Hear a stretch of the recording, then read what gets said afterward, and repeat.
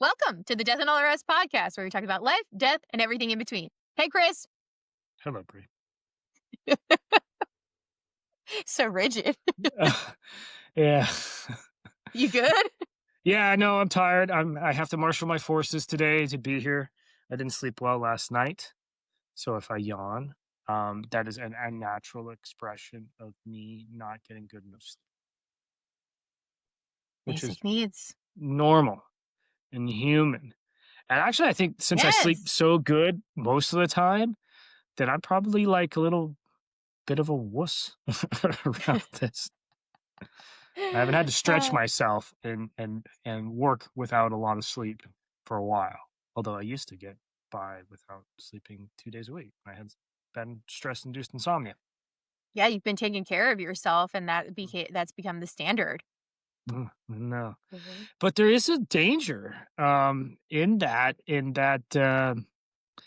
my got to sharpen my tools, my edge. There's a little bit of danger of complacency, and it's very real for me. Yeah.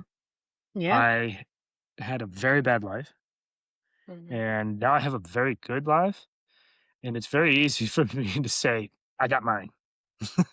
Just ignore. You can't see I made the hug gesture. I got mine, and I'm good. Mhm. But that shuts you off too. You know that I I have the potential of walling myself off of a fuller life in my role in this world. It's weird. Yeah. Yeah. Because, like you said, that complacency, you can get very stuck in like, this is good. I don't need more. I don't need to step outside of this. This Yeah. is this is good. I like it. I think we need struggle in our lives. Sure we do. And I Yeah. remember somebody said to me not too long ago, there's a lot of people out there who don't have a lot of struggle in their lives. They exist in a life that is so well resourced. They don't have a lot Mhm. of that. And maybe they have helicopter parents on top of all that. Mhm. And this individual said to me, if you don't have struggle in your life, you will find it. You're going to introduce it in your life, and usually in bad ways. Yeah. It's a conversation you and I have had too, where it's like the reverse nervous system conversation, but like Hmm. where I was talking about for myself, actually, funny enough, but we were talking about, I said that I follow some groups on Facebook that have like drama, that are drama fed. Mm. And you were like, why? But I said, Right. I have a reverse nervous system and I grew up in chaos. And I don't necessarily want to be an active participant in chaos in my life at this point, but it does feed something Hmm. very core to me. Like, it's a way that I knew how to function. So getting it from, drama TV shows or on a Facebook group where I'm not involved, I'm just reading it. It works for me, but it's like because if I don't do that, I know myself enough to know that I'm likely to manufacture my own chaos in life, in my personal, in what's happening in my relationships, in my work, in myself. And that is a slippery slope in and of itself. Like, I don't want that. That doesn't feel good, but it feels familiar. So it's easy to like default to that as the setting. So finding these ways, like, I think the human balance is finding ways that we can hit those things for us that keep it at a healthy distance. Hmm. Yeah. Or incorporate it in our lives in a healthy way that Yeah. isn't dangerous, destructive, or Right.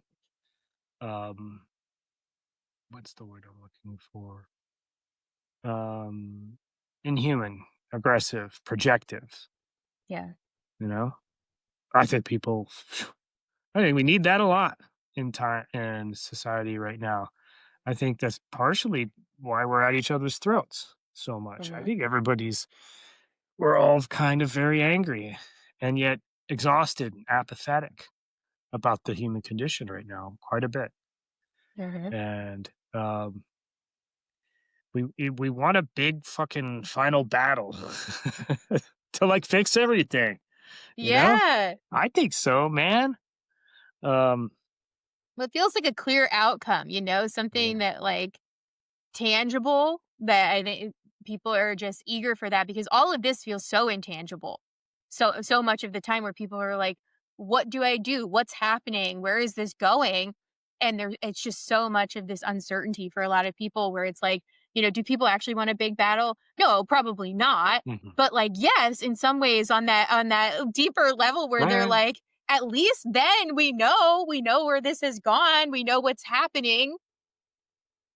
and we feel alive, you know?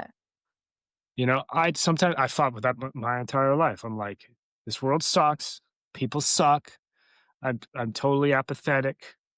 We're gonna ruin it all. It just keeps getting Mhm. worse in some ways.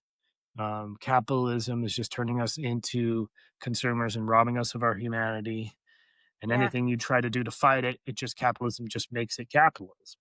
Just just sells it back to you, Yeah. like a Kardashian offering a Pepsi to a cop at a riot on a commercial. That's exactly what that is. If you haven't seen that commercial, I haven't seen that, it's no. freaking hilarious. The obliviousness, the lack of self-awareness. Yeah. Um, but like if we're like all pulling together in a big fight against like, oppression or evil, you're gonna feel alive. Yeah, for sure. For sure. And it's gonna tap into something very raw and visceral for us too, because Yeah. I mean, like back in the day before civilization, that's how we lived. So like Mhm. there will be this natural instinct where you just kind of will go on autopilot and you'll do the thing. I think we just had a hell of a lot more movement in our lives. Literally, physical Yeah. movement. We were more nomadic. We searched for our food. This pre-agriculture, but even in once agriculture, people still hunted and did stuff like that. Well, there was a Um, clear goal, right? mhm, Like back yeah, then it was yeah, the goal was like produce food yeah, and like ways to survive and survive. Like that was the goal was just like keep yourself alive, keep yourself with the things that you need to be able to do that. And now it's like we for many of us, and this is not the baseline, but for many of us, a lot of that stuff and getting further and further away, the economy as it is, but like a yeah, lot of that stuff has been available to us easily. So then we've created the next marker for goal and the goals get away from us because a lot of times the goal is like being rich or being famous. mhm, And it moves away from us and ourselves as humans and into this like achievement thing, and we get stuck in that trap of like, okay, well, what can I achieve? Am I doing enough? What's my career?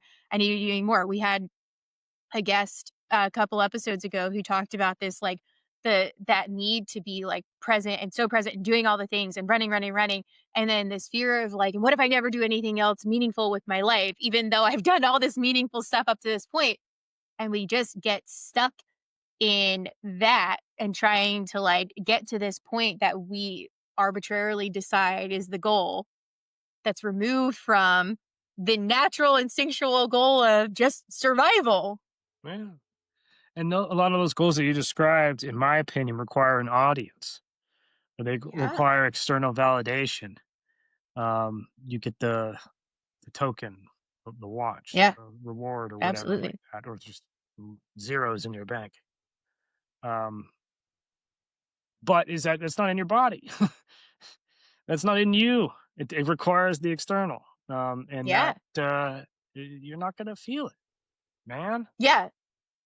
Yeah, You you're know? speaking to that stark difference between intrinsic and extrinsic motivation. Like Sure. when we are intrinsically motivated for ourselves, it makes us feel good to have done something because we as a human are responding to that. Like that we feel good about ourselves or we feel like we're getting a need met, a primary need that we have, biological need.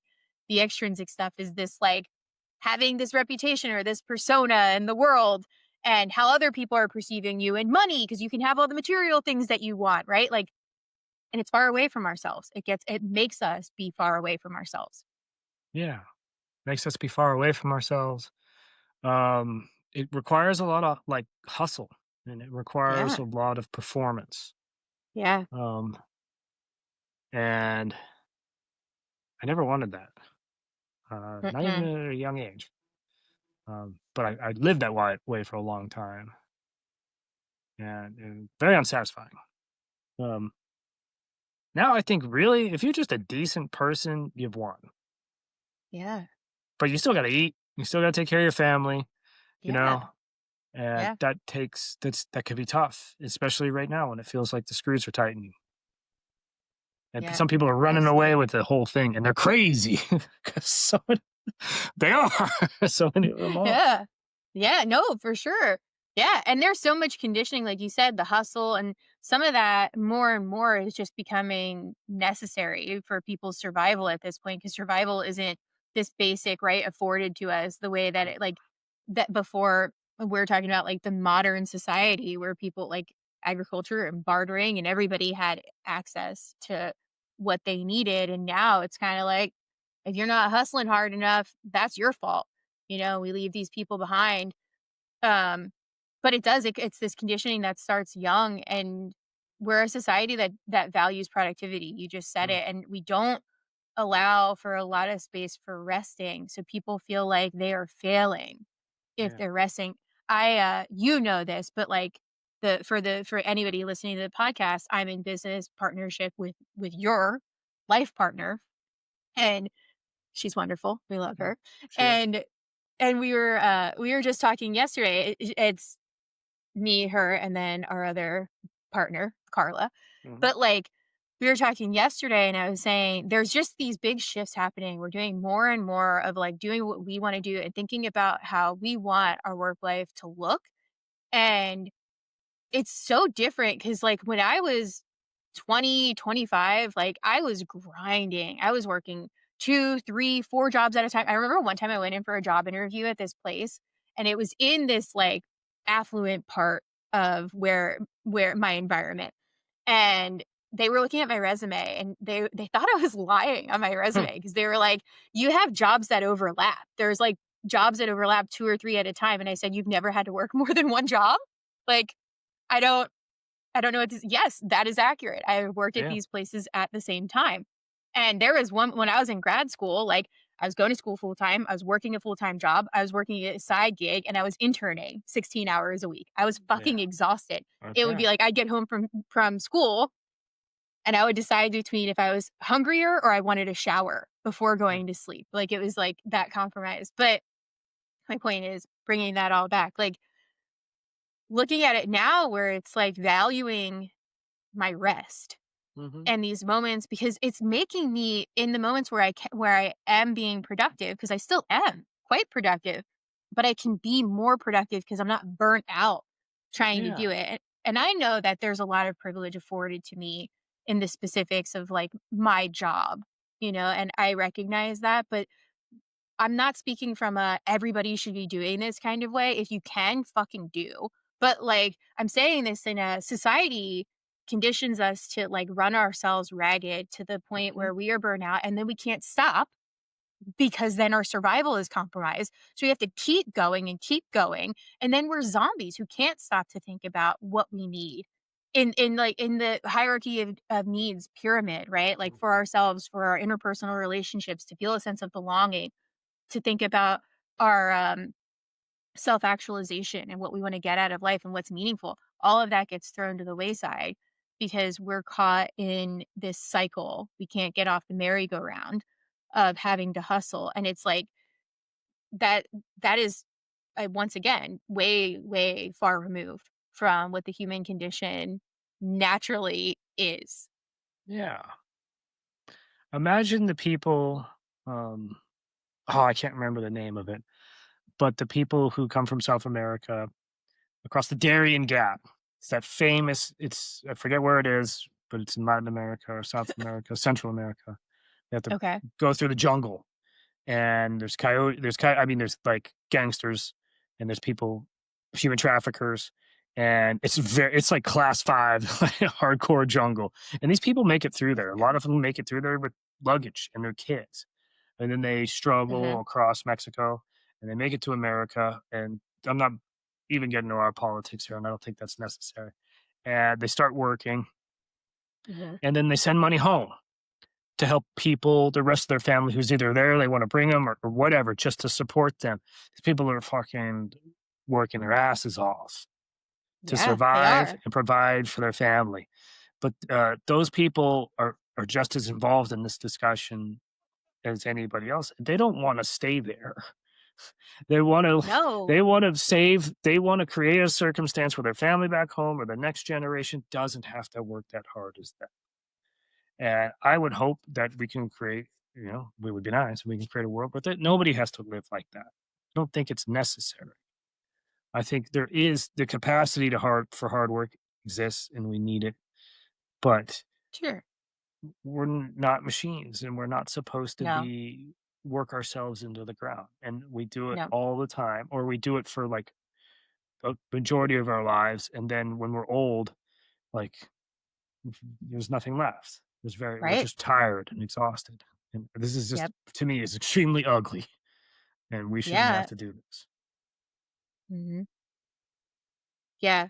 At one point, I worked with someone who had come from South America, and, I mean, it was really tragic because they left because it wasn't safe for them. There was a gang trying to initiate them and would not it was like, "You initiate or we'll kill Yeah.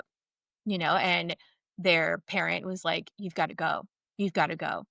And they did, and we're talking about a minor doing this, and they with their brother who died on the way, and then they have to keep going. There's grief, but they have to keep moving because it's their survival and they're trying to make it, and then they get here, they get landed, they get separated from one of the other people that they're with halfway through coming across the border, and then they end up here.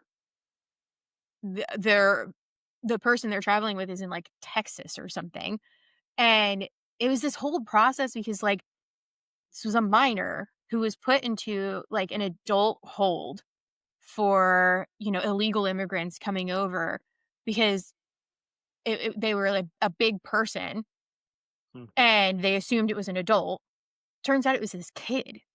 yeah. And then it's just like but that's, like, the nuance of the stories too, like, people don't even realize what people are running from, like, people are not Yeah. taking this risk of coming into this country illegally because they're like, "Ha, ha, ha, I wanna pull one over on the American system," like, Yeah, it's that's just how they sell it though.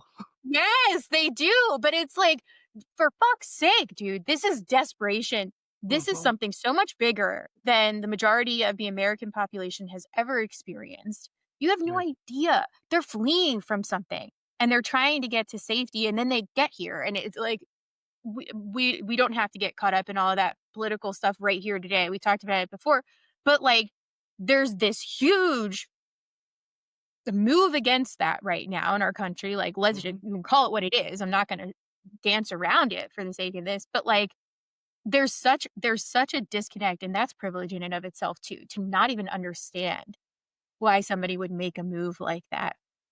And it's just, like, once again, disconnect because, like, this country was meant to be a safe place, a refuge for Yeah. everybody.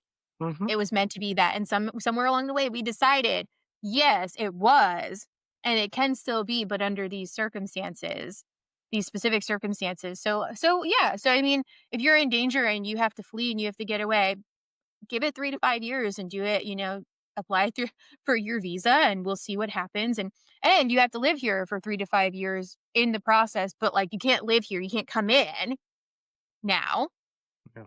unless you're legal, but Yeah. you can't be legal unless you've been here long enough. Like, it's like Mm, you know what I mean? It's a fucking joke. But again, it's this degree of separation from really actually understanding why this is happening, and it moves us away from our humanity, from our compassion, yeah. from our ability to connect with other people because it's like when you can prioritize an arbitrary law that somebody created somewhere along the way over another human's well-being and safety, we lost the plot. Yeah. We lost it a long time ago. Yeah. Bureaucracy over humanity. Yeah. Somebody said the other day, I was reading on the internet that, there's this assumption or this story that's told that there is a large population of illegal immigrants in America living off of ripping off our social network, Social Security, and Medicaid Uh-huh. and Medicare and doing jack shit and just ripping off conning the system. And, and that population does exist, but it's Sure. extremely small. Yeah. Yeah. Most of them come over here and go to work and start building lives because that's what they actually want.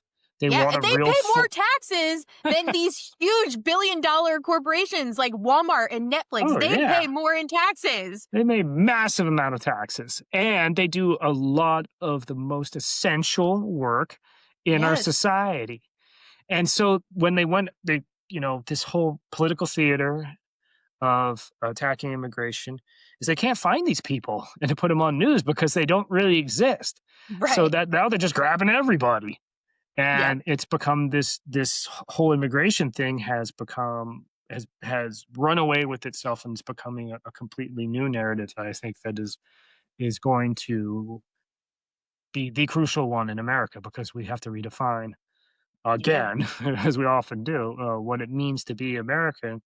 And I'm a lot more on the side of these people, and I always will be, and I always has been, than on the rich pricks. Yeah. Well, and that's the thing, right? We're talking about like these extremes on different ends of it, the hustle versus Mm, rest and like yeah, and like and the desperation versus the people who can manage. And it's like that's the extremes of this too. Like this situation, these people, a lot of these people, this person I knew came with nothing. yeah, Literally the clothes on their back, and that was it. Nothing else. They didn't have personal belongings because they couldn't. There was no like yeah. Can't for carry them. safety and to run and to yeah, like and there's that. And then we have these people who are hoarding the money, billionaires, billionaires, the most unnecessary phenomenon that exists, in my Yeah. opinion, and like that should not. But like, and then we have a homeless epidemic, and how do we have this much money available, but this one person gets to have it and play with rockets that they just send whenever they feel like, but then all of these people can't afford to eat or have shelter. Like that is crazy. And we Mhm. actually came into this podcast episode recording with a topic in mind, and Yeah. we're kind of speaking to it in some ways, but like it's in that and it's not. But we talked about like the concept of overcorrection, Mhm. of overcorrection. And we were talking about like when we were coming into this, we were thinking about the fact that human behavior, we tend to have these like habits built, and for unhealthy or maladaptive habits, there's this process of when we're learning to move out of that and move into healthier behavior, we tend to overcorrect as humans to do that. We do this big swing because we just don't know how to move from this extreme into the middle ground Mm, about where we should be is really hard to do without living in the other extreme of it for a little bit. And that's okay. That's, like, part of the human process in doing that, but we have to be able to swing it back down. And I mhm, mean, apply that to our society, right? This is overcorrecting. We are overcorrecting because it's like, people are coming in out of risk and danger and seeking safety. And now there's this big sweep to, like, put them in other dangerous situations to correct the perceived problem, right? And it's like, yeah, it's just it is something by design that would be repeated again and again in all these different circumstances and scenarios. You play it big or small. We're talking about the large scale with the country right mhm. now. On the small scale of human behavior, when someone is trying to move out of um, victim mentality, victim Yeah, that's a good mindset, one. right? And trying not Yeah, to see themselves as a victim all the time. And then they start to see themselves as the persecutor all the yeah. time. Suddenly they're a problem in every single thing that they do, right? And it's that swing of like now they're taking blame for everything. And I'm like, this is not yours to take on. This is No. too much, Yeah. right? But it's, There's yeah. that seesaw Yes. of and in a cultural level, right? It's like by the time the problem is visible, it's already big and Mhm. it's hyper visible. And then everybody goes, ah, and then freaks out and attacks it and pushes it in the other direction. But it's just movement without like intelligence. Right. If we have this huge immigration problem, that is this very giant existential crisis for us as a country, we should have a constitutional convention, convene all the delegates and sit down and talk it out for a year, Mhm. and think Yep. about it, not just have like boards, but have like in pull Americans, get them involved and really talk it all out and then come to a policy and revise it and then execute it. But no, Yep. yeah, the Republicans do one thing and the Democrats do one thing. And it just And gets put into immediate action. well, and it just flip flops, right? And so there's no Yeah. progress. It's like it's all No. we do is kneecap ourselves again and again and again and again. Um, Yep. and on the individual level, you can do that too. Yeah. What we're hoping is like you develop awareness Mhm. of your situation and the issues and where you can make progress and things that you have to work on, and then you work on them, but not overcorrect, as you said, Mhm. or if you do overcorrect, then pull back and Yeah. find your neutral space Mhm. where you can move forward and continue to check and correct it and work on these things in your life, right? I think that's it. Yeah. And that's applicable in so many if we're honing in on the granular level to, like, the individual experience with that, like, I brought up, the victim mindset versus, like, the persecutor mindset, or there's the people pleaser versus the person who becomes overly aggressive and refuses to let people take advantage of them and kind of at the expense of, losing connection and stuff, Yeah. or the people who are so used to over functioning that when they're trying to find that nice warm middle, they end up stopping functioning almost entirely, right? Or and you flip these around in any of them, they go back and forth, but like these are oftentimes the behavior and then the overcorrection and finding that. And that's really hard to do because like there is not a lot of um exposure in conditioning. We only really know how to do what we see, what we've seen modeled, what we witness and what we've experienced. So like that's why it's not an easy thing to lean into, and that's why there are professionals out here who support that. Like, you and I, what we do with coaching and um, other therapists, mental health professionals, and stuff, like they can help guide that process a little bit to create insight because it's really hard to have insight to something that you don't know about. You don't know what you don't know. And that's where it's really helpful to have someone on the other end of that who can help you see those things to step into it more healthily and to say, hey, I see some overcorrecting here. I see that this is moving into the other end of that extreme spectrum and this is how we can pull that back. But it's not something that's like easily accessible for us to just know how to do. Mhm. We do things because of what we know and we're doing the best we can with it. And even if it's not healthy, we're trying. Yeah. So there's not shame in that either Mm. necessarily. There can be, but there doesn't need to be. It's one more thing that you and I talk about a lot where it's like, just look at it, evaluate it. Like, what are patterns that you see coming up for yourself? And are they serving you? Do you like that? Is that the way that you like to show up in your relationships or for yourself? And then think about what it would look like on the other end of that, and or in the middle of that, really. Because think about the other end too because that's a good practice exercise, a mental exercise to say, like, okay, well, if I stopped people pleasing and I had hard and firm boundaries and I became a dick to everybody, how would that serve me? Sure. Right? Yeah. Identify, yeah. Um, what would it look like if you loved yourself and you were taking care of Yeah. yourself well? What does that look like? Yeah. You know? Yeah. Not just if you And were how does that kicking everybody's feel? ass. It's two different things. Yeah. Yeah. Yep. The Because you ultimate can power. be, yes, because you can not be a people pleaser and still be kind Mhm. and not get taken advantage of. Mhm. Like, that Yes. can happen. It's this, like, the concept almost of, like, the communication styles, passive, assertive, aggressive. Like, you Mhm. can be passive and, like, you're gonna get very little of what you want because you're never asking for what you want. You're never advocating for what you want. On the aggressive side, you're pushing for it, and yeah, you may get a lot more of what you're pushing for, but you're burning bridges to get it because people are no longer going to want to be in connection with you because you're nasty about what you need and what you want.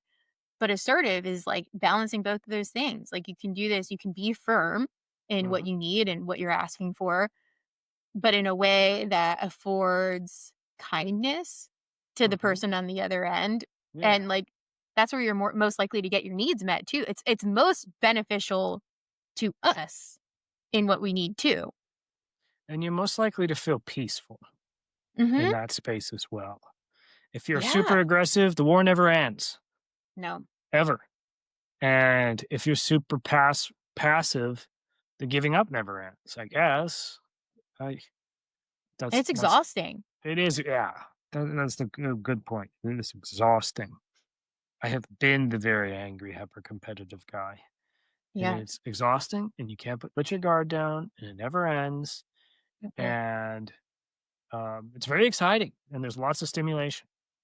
Yeah. So you can do it for a while. And the Mhm. other side, like you can feel like the woe is me forever, you know. You could just stay there. This is not full living. You don't No. you don't want to do this. We don't want to do this as individuals. We don't want to do this as a country. We don't want to do this as a species. Yep. You know? Yep. And the other thing that we were gonna bring into this too that I think we can just bring it into, like, wrap it up, Sure. is this idea of choice, right? Like, complacency, resignation, lack of choice is a choice. Hmm. And when we don't take action because we're paralyzed at the thought of action, or we can't decide between 2 things, or we're not sure what's more meaningful to us or what would make us feel more fulfilled and satisfied, so we just don't, but a decision is still being made, and I think people miss that fact a lot, right? Like, and I'm not even talking, yes, politically, for sure, but, like, the context that you and I were talking about that in is, like, um, people who, when they're at that brink of existential crisis and they're trying to figure out their path forward, and they're like, "What do I do next? What do I wanna Who do I wanna be in the world? What do I wanna contribute? What do I wanna How do I wanna spend my time?" And then they can't figure it out, and it's too overwhelming to, like, lean into that too much to explore it and evaluate it, so then they just default to not doing that. You've made a choice, and at the end, like, if a decade goes by, it wasn't an active choice, it was a passive choice, but, like, now a decade goes by because you didn't wanna make a choice, and now you're still displeased. You're more Yeah. displeased because it wasn't even one of the options that you would have considered, it was just the default, and that, and the extreme side of that, like, that may have been not functioning at all. Just Yeah. hermiting yourself, turning inward, and doing nothing, locking yourself in your house for a decade, barely leaving, and instead of getting a job or going to college or just doing some contract work and freelancing for a little bit to figure it out. Like, but instead, you chose to not make a choice, you froze, and a choice was made for you anyway. Yeah. And it's not like you just continue on in that space, like in a neutral zone. That Right. environment affects you and it changes you.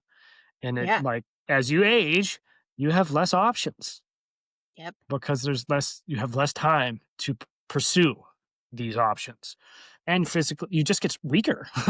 As of, I'm at the age now where I'm really starting to see some of that age related strength loss, just physical. Um, Sure. and I'm not gonna, win a boxing championship. Not that I ever want to. But yeah, time does that. So like check-ins, my hmm partner, who we just mentioned earlier, is very good at doing that once a Yeah. year. And she just doesn't like, sit down on January 1st and like make some resolutions. I'm gonna fix this, that, and that. No, she sits down and for like a few weeks writes Yeah. and puts her thoughts to paper and edits it. What did I do this year? Where am I at? Where am I going? And then she like reviews and looks back like, what did I say 10 years ago? And hmm she has a strong narrative of her life and Yeah. where it's going. Um, and I aspire to that. I haven't quite uh I haven't quite developed that skill set. What I Yeah. do have is I have a dead man switch where I can feel where I'm off track. I can hmm feel when I've got the walls closing in. I have an awareness for that. And there's like I have like a level like marked somewhere in my soul where if I reach that marker, I just go ape shit. It's just like, Mhm. I fucking like, "No fucking way." And then I'll do something really big and dramatic Yeah. and not destructive. It used to be destructive, now it's just like, I'll literally get myself out of my environment Yeah. and freshen my mind by doing and engaging different activities. And then I'll sit down and say, "Okay, you have to do some things here. You have to make some changes." Mhm. And that's just a couple of different models, but these are really real things that we can do with our lives. And what you're talking about earlier in this call, when you were saying that um, how you and my partner and your other partner are redefining what it means to, be in control of your own fate, in your Mhm. own professional existence. Mhm. That's it. That's the same thing, I think. Yeah.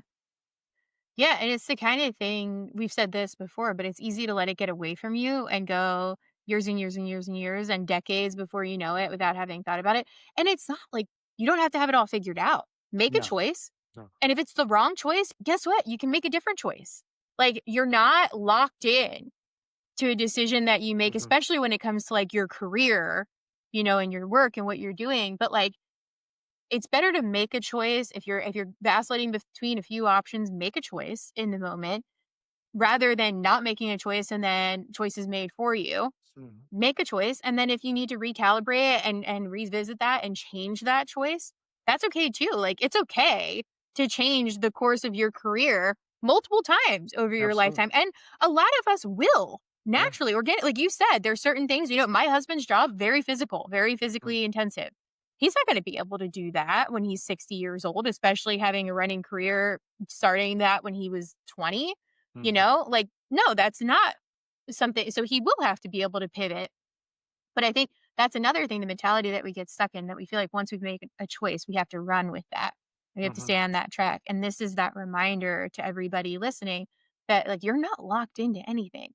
Yeah. You get to continue to make different choices and new choices and however that feels good to you. But you've got to be thinking about what does feel good to you? What do you want to get out of these things? What are you getting in terms of meaning and fulfillment from the path that you're on, and what would you rather have, like looking at it from these lenses all the time. It's always comparing the reality to like your aspiration of what you would Mhm. want things to look like and trying to get them to match.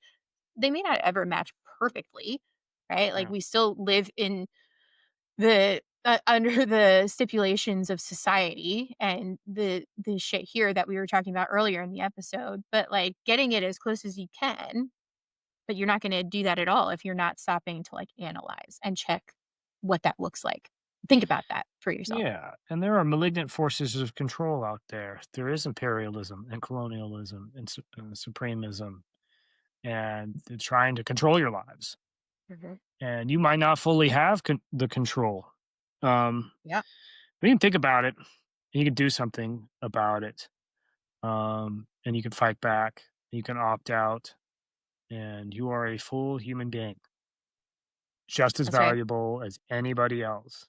You don't have to Yeah. do shit to earn the air that you breathe. I don't think about that one Yes. a lot. There's no Yes. there's no, like, you have to work this fucking hard for this fucking long to get your human certificate. You were just Mhm. born, and you have Yeah. that right. You have a You're here. responsibility for yourself. Yep. Yeah. Yep. Yeah. Just trying to find a way that you can survive in the society the way it's set up, whether, for better or worse, and that where you can and where you can be thinking about making decisions about what feels good to you. and Yeah. and how you want to be living for yourself, because this life is like, god, the point of this life is not to be a successful or famous or rich person. Like that is No. just not the point of it. This is a freaking bullshit bill of sale that we got sold. It doesn't even feel like it was that long ago that this Yeah. happened. I don't know, maybe it Yeah. was, but, you just to be and be funky and explore the mystery of your own existence and of Yes. life. Yep. I like Okay. it. Yeah, me too. Uh, I I just would like to end with the fact that, I used to hate people. I used to hate humanity. I was Hmm. anti-natalist, anti-human, nihilist, all that stuff. And it's useless. It ain't helping. We're not that bad. Yeah. We can do better. You have to have that possibility in your Mhm. mind for it to even exist, Yeah. and you can do that for yourself. Yep. Hope for humanity starts with hope for ourselves. Because Yeah. this is the one small place where we can us, what we do, Yeah. that's where we can actually elicit change. Like we can actually do something about that. And it starts Sure. there. And then if you're being a good human and you're doing things in a certain way, that can lend to the people that you're surrounding yourself with. And then there's this just like, right, this ripple effect out. But They're like out hope for there. humanity, yes. And it starts with us. Yes. Thank you all for being here on the Deaf Novelist podcast. Take care of yourselves. Go out there and do something healthy that you want to do with your life. Yeah.